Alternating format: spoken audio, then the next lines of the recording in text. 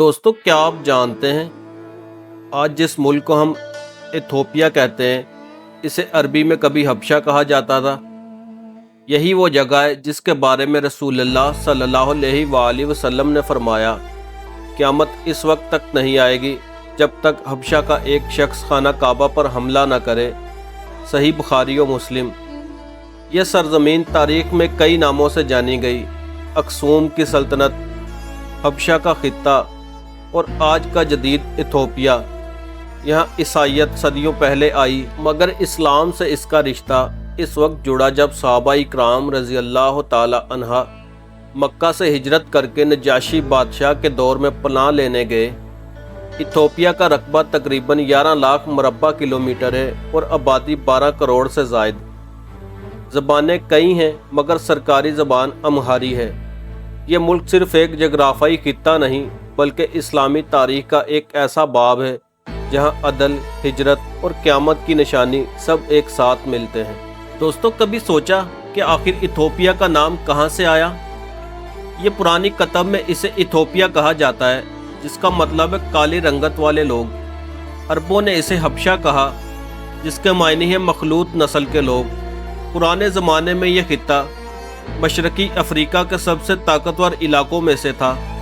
یہاں سے سونا، ہاتھی، بیل اور مسالے مصر، روم اور عرب میں برآمد کیے جاتے۔ اسلامی تاریخ میں یہ نام بھی مشہور ہوا کیونکہ جب صحابہ اکرام رضی اللہ تعالی عنہ یہاں پناہ لی تو دنیا نے پہلی بار حبشہ کے عدل و انصاف کو دیکھا۔ آج کا ایتھوپیا اسی پرانی حبشہ کا نیا روپ ہے مگر اس کی جڑیں ہزاروں سال پرانی تہذیب میں جڑی ہوئی ہیں۔ دوستو کیا آپ جانتے ہیں ایتھوپیا دنیا کی چند پرانی تہذیبوں میں شمار ہوتی ہے۔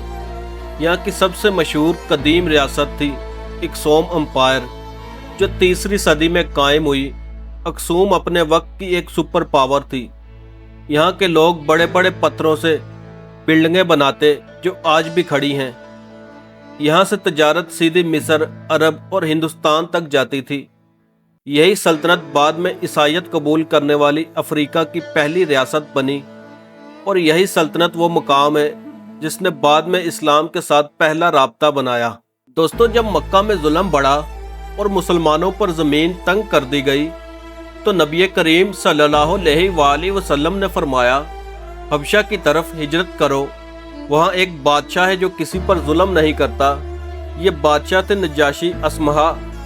جب حضرت جعفر طیار رضی اللہ تعالی عنہ نے قرآن کی آیت بادشاہ کے سامنے پڑھی تو نجاشی کی آنکھوں سے آنسو بہہ نکلے۔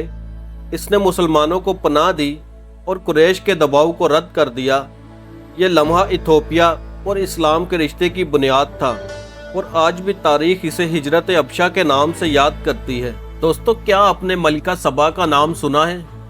قرآن میں اس کا ذکر ملتا ہے۔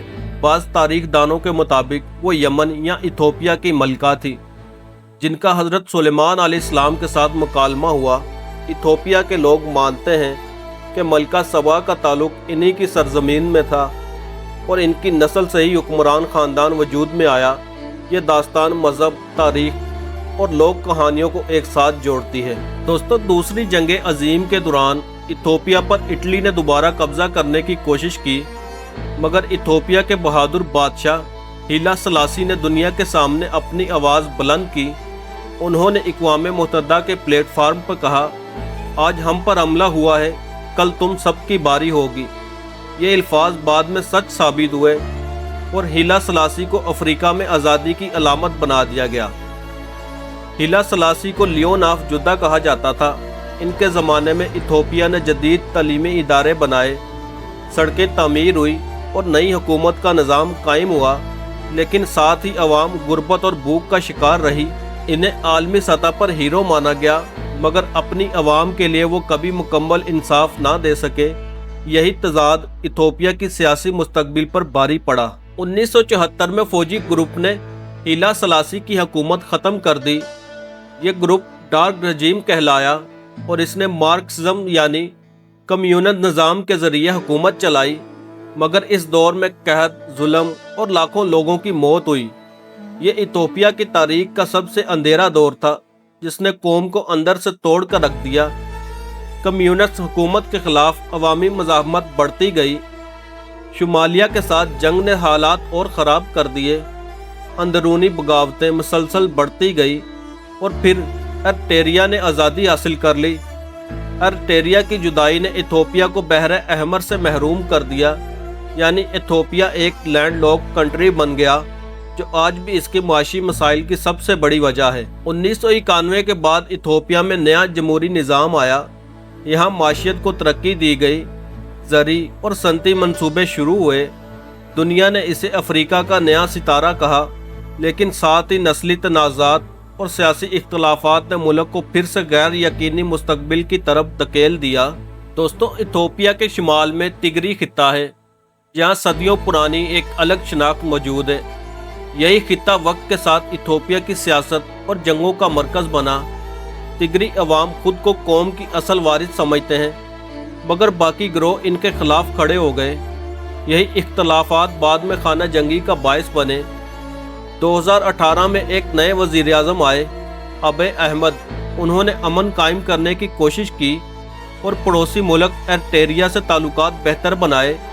اسی کارنامے پہ انہیں نوبل انعام دیا گیا، لیکن اندرونی طور پر نسلی اور سیاسی تنازعات ختم نہ ہو سکے۔ 2020 میں تگری فورسز نے حکومت کے خلاف بغاوت کی۔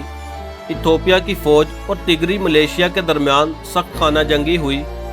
اس جنگ میں لاکھوں لوگ مارے گئے، لاکھوں بے گھر ہو گئے اور دنیا کے سب سے بڑے انسانی المیوں میں سے ایک نے جنم لیا۔ اس خانہ جنگی نے ایتھوپیا کو قحط کے دہانے پر پہنچا دیا۔ خوراک کی کمی اور بیماریاں پھیل گئی۔ مہاجر کیمپوں میں انسانیت تڑپتی رہی۔ اقوام متحدہ بار بار خبردار کرتا رہا کہ اگر یہ جنگ نہ رکی تو ایتھوپیا مکمل تباہی کے شکار ہو جائے گا۔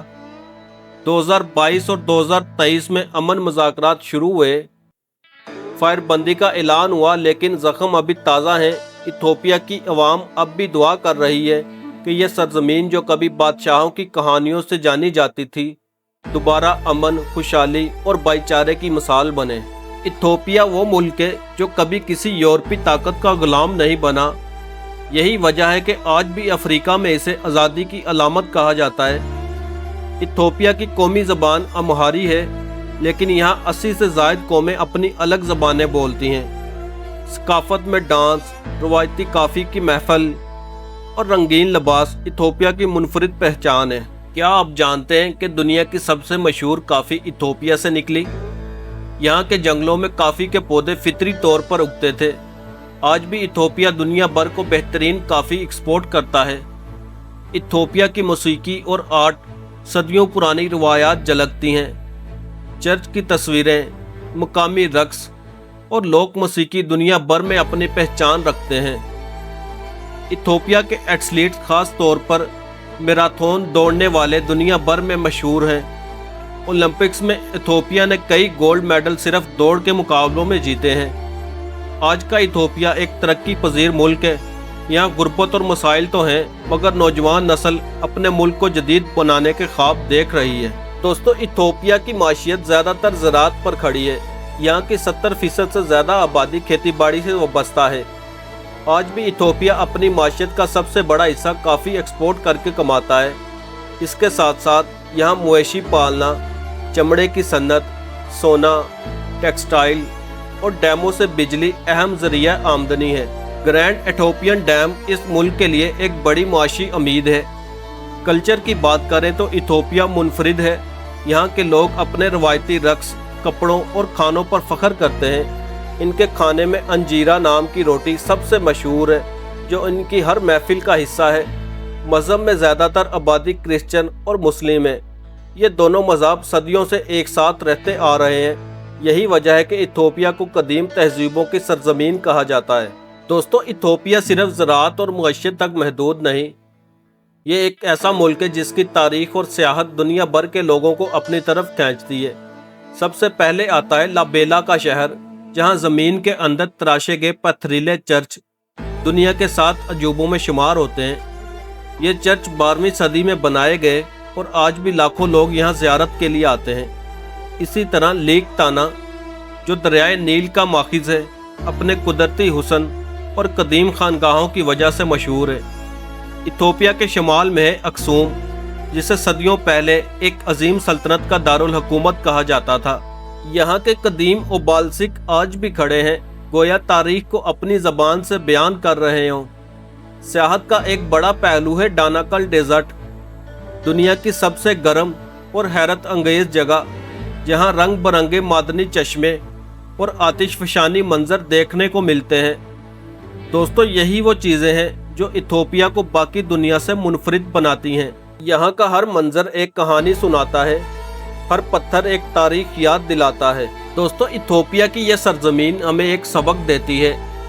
यहाँ बादशाह भी गुजरे, गुलामी की कोशिशें भी हुई, कहत भी आए, मगर यह सरजमीन कभी किसी का मुकम्मल गुलाम ना बनी।